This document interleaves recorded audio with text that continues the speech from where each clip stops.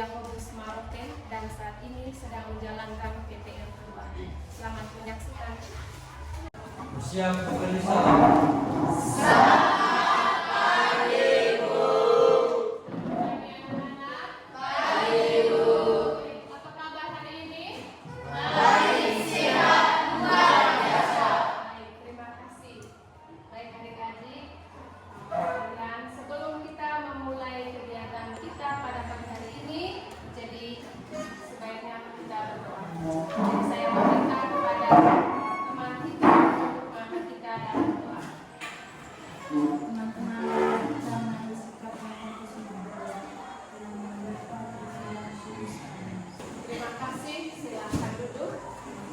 Adik-adik, mungkin masih ingat materi sebelum gereja yang melayani. Ya, gereja yang membangun persekutuan atau koinonia. Baik, terima kasih. Jadi ternyata adik-adik masih mengingat materi-materi sebelumnya. Nah, sekarang kita masuk pada gereja yang melayani. Jadi ibu akan bertanya kepada coba di belakang dia. Nah, perhatikan di sini. Baik. Apakah Anda terlibat dalam pelayanan gereja? Ya. Ya. Bagaimana? Ya? Ya. Oke, baik. Sebutkan bentuk-bentuk pelayanan di dalam gereja. Ya. Bentuk-bentuk pelayanan gereja seperti menjadi anggota misinan, terlibat dalam anggota KOR, baik di dalam sekolah maupun di lingkungan KBB. Baik, terima kasih. Baik, yang ketiga, siapakah tokoh inspirator pelayanan gereja yang Anda kenal? Ya, silakan. Ya, Ustaz. Indonesia merasa tarik karena kita ingat India yang ditunjukkan ibu kami sekarang dan ibu kepada B. Roma Yesus akan menjalankan mewujudkan perbedaan dalam sekolah dengan proyek persekutuan Semarang. Kegiatan solusinya adalah mendirikan komunitas atau perkembangan yang meramaikan lingkungan baik anak-anak kali Code Yogyakarta. Baik, terima kasih. Tepuk tangan untuk ketiga. Sekarang kita masuk pada materi hari ini, gereja yang melayani atau diakonia. Kita lihat bersama tujuan pembelajaran kita. Yang pertama, peserta didik mampu memahami diakonia sebagai karya pastoral gereja, menghayati dan mensyukuri serta dapat mewujudkan dalam hidup sehari-hari. Lalu, kriteria tercapaian tujuan pembelajaran atau KKTP yang pertama, peserta didik menunjukkan kemampuan menjabarkan ciri-ciri gereja yang melayani. Yang kedua, menguraikan isi pesan Injil Markus bab 10 ayat 35 sampai 45 yang berkaitan dengan semangat pelayan bagi orang Katolik. Yang ketiga, siswa diminta membuat video sebagai wujud refleksi tentang keterlibatan diri dalam pelayanan gereja sesuai dengan kedudukan dan perannya sebagai murid Kristus. Nah, itu adalah tujuan pembelajaran kita pada hari ini. Baik adik-adik, kita langsung pada kegiatan kita yang sederhana.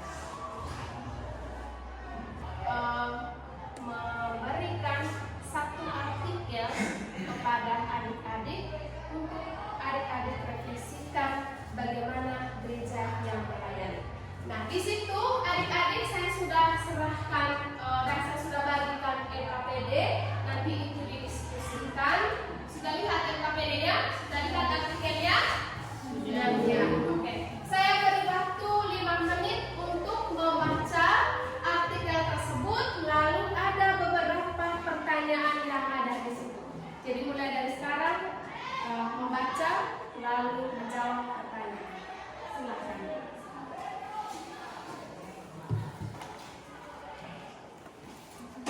Sudah anak-anak?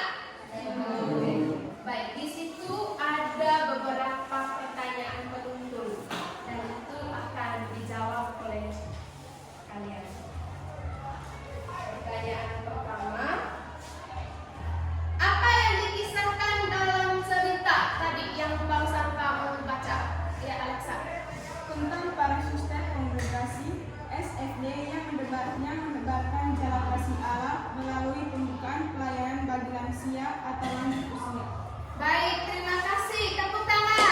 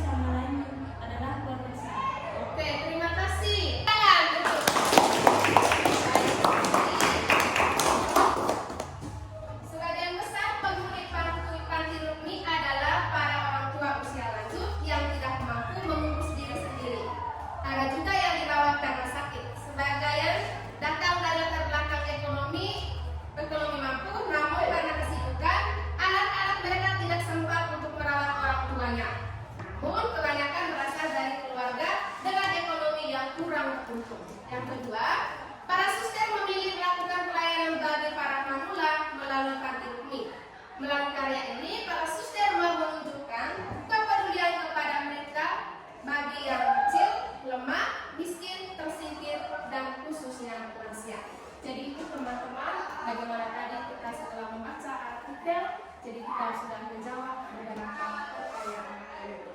Lalu ketika sudah membaca ayat itu, mari kita bandingkan dengan isi kitab suci. Jadi kita sudah bagi teks kitab suci. Jadi kita akan membacanya secara bersama-sama. Jadi ayat genap dibaca oleh sebelah kanan saya, dan ayat janji dibaca oleh sebelah kiri saya. Silakan. Bukan memerintah, melainkan melayani.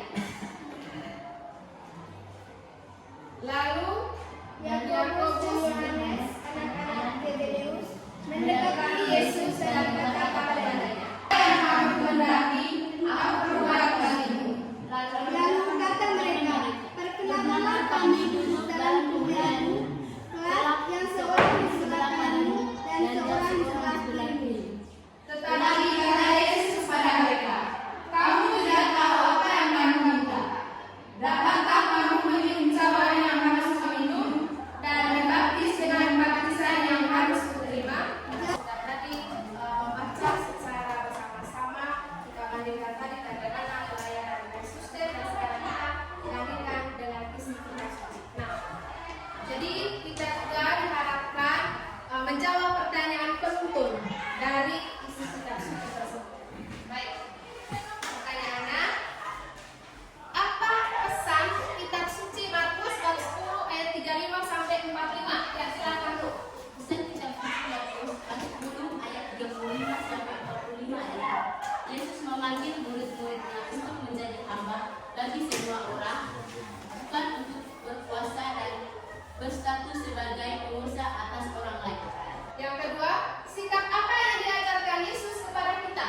Ya, silakan. Sikap yang diajarkan Yesus kepada kita adalah mengasihi sesama dengan segenap hati, jiwa dan akal budi.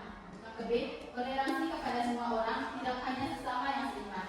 Yang C, rendah hati agar dapat menghargai orang lain.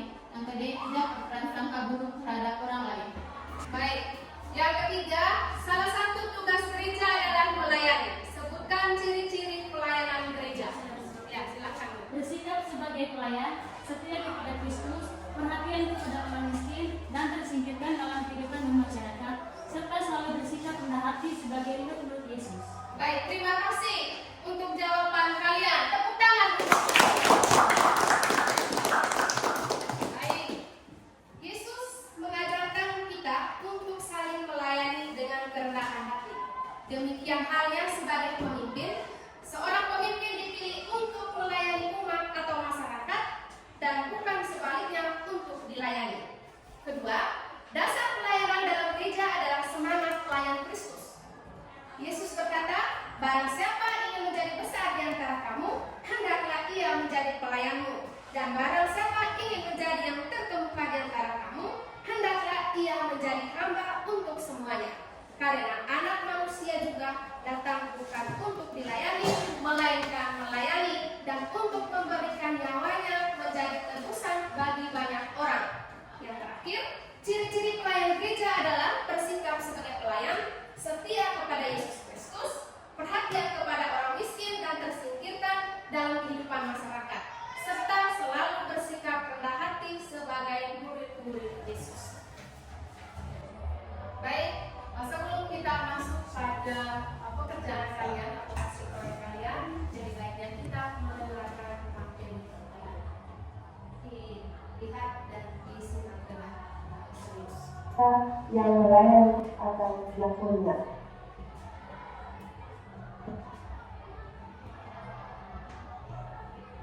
Dasar pelayanan gereja. Yang pertama, dasar pelayanan Kristiani telah ditetapkan Yesus pada peristiwa perjamuan terakhir. Kedua, Kristus kemasihan kaki yang dibuat Yesus mau menunjukkan kesembuhan terhadap dalam hati dan melaksanakan tugas pelayanan. Yang ketiga, Allah ingin memulihkan kembali umat manusia yang telah tercemar oleh dosa kesombongan dan kekerasan antara sesama manusia, lalu menawarkan hukum cinta kasih. Ini pelayanan gereja. Yang pertama, bersikap sebagai pengingat. Kita yang dilakukan oleh orang lain atau sesama dan pada diri sendiri, sebagaimana yang ditengadakan oleh Yesus dalam tugas pelayanannya selama hidup dan berkarya bersama kedua rasul. Yang kedua, kesetiaan kepada Yesus sebagai Tuhan dan Guru. Yesus Kristus sebagaimana terang dalam kitab suci, dalam ketuhanannya dan keguruannya, sangat mencintai manusia dalam hidup dan karir. Ketiga, orientasi pelayanan ditujukan terutama kepada kaum miskin. Pelayanan Kristiani tidak boleh mengobjekkan kaum miskin sebagai objek atau sasaran belas kasih atau hibah. Mereka harus diperlakukan sebagai subjek atau pribadi ekonomi yang bermartabat, punya rasa harga diri, dan memiliki rasa tanggung jawab terhadap dirinya sendiri. Empat, kerendahan hati. Ini atas menyebutkan bahwa sebagai pelayan kita harus rendah hati dan melihat diri sebagai tanda yang tidak berguna. Pernyataan ekstrim ini mengembalikan pandangan dunia tentang pelayanan yang cenderung negatif. Rendah hati yang dimaksud bahwa daya pelayanan itu berasal dari Allah demi kemuliaan nama Allah dan keselamatan jiwa umat manusia.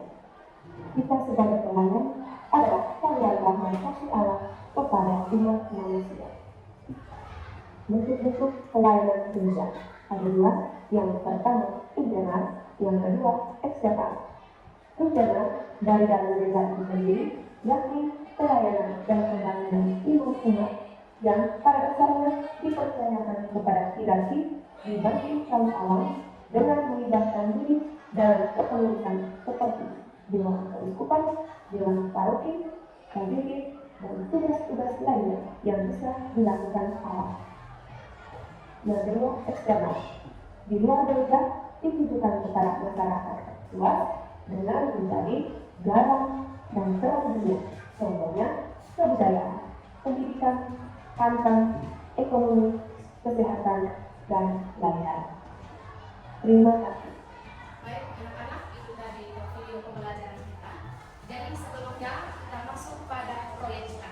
Jadi saya minta anak untuk mengirimkan proyek kalian kepada ibu supaya nanti akan dilihat atau dievaluasi oleh teman-teman.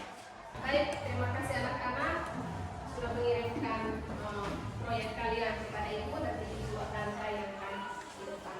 Coba perhatikan supaya bisa menilai dan mengevaluasi.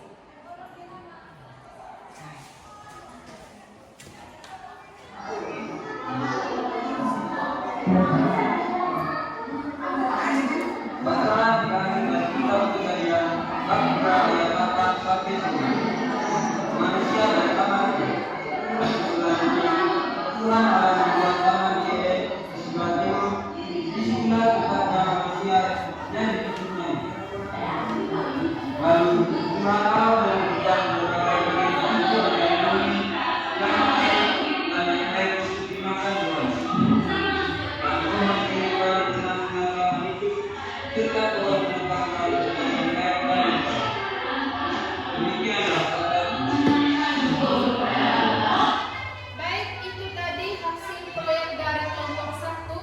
Saya meminta kelompok 2 untuk mengevaluasi bagaimana hasil proyek dari kelompok 1. Silakan. Setelah kami melihat penampilan dari kelompok 1, kami melihat sangat baik dari penguasaan materi, penghayatan atau penjiwaan, kontak dengan pendengaran, cara membaca teks kitab suci, intonasi, tempo, dan dinamika.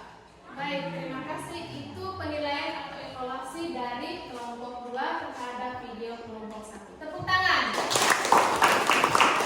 Kita masuk pada video atau proyek dari kelompok 2.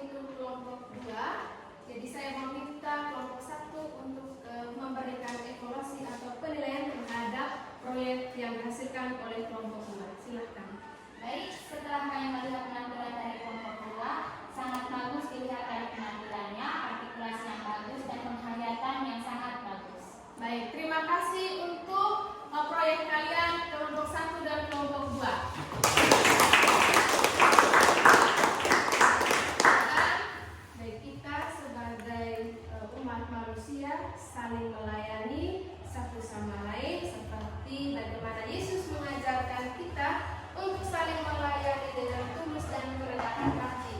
Lalu, dasar pelayanan dalam gereja adalah semangat pelayanan Kristus. Baik adik-adik, pertemuan kita untuk pagi ini akan berakhir, tapi sebelum materi ini berakhir, jadi Ibu akan membacakan kesimpulan dari seluruh kegiatan kita pada hari ini. Gereja yang melayani. Yang pertama, ciri-ciri gereja yang melayani atau diakonia. Ciri-ciri pelayanan gereja adalah bersikap sebagai pelayan, setia pada Yesus Kristus, perhatian pada orang miskin dan yang tersingkirkan dalam kehidupan masyarakat, serta selalu bersikap rendah hati sebagai murid-murid Yesus. Produk video sesuai dengan kedudukan dan perannya sebagai murid Kristus. Produk video yang telah dihasilkan tiap kelompok telah mencerminkan keterlibatan diri dalam pelayanan gereja. Diharapkan bahwa keterlibatan Anda dalam pelayanan gereja terus dipelihara dan tetap memberikan pelayanan terbaik sesuai tugas dan peran masing-masing dalam hidup gereja. Lalu sebagai bahan refleksi untuk kita harus melihat ke dalam diri kita. Saya refleksi ini. Yang pertama, apakah Anda telah memahami makna gereja yang melayani?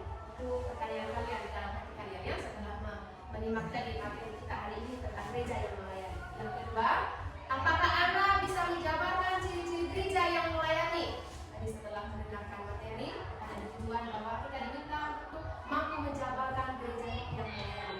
Yang ketiga, apakah Anda mengalami kesulitan dalam memahami materi tentang gereja yang melayani? Jadi bertanya juga dalam hati, apakah saya sulit